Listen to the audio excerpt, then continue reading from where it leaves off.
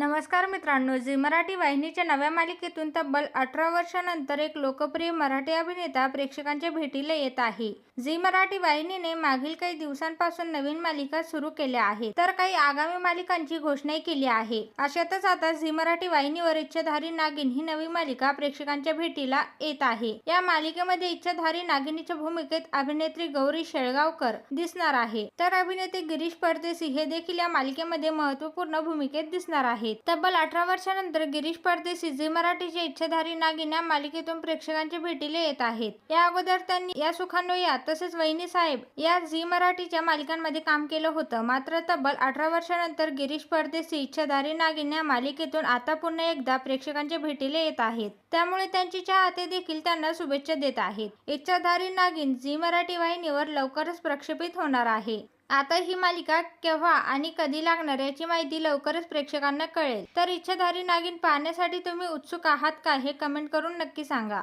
तसेच मराठी मालिका विश्वातील घडामोडी पाहण्यासाठी चॅनलला सबस्क्राईब करा.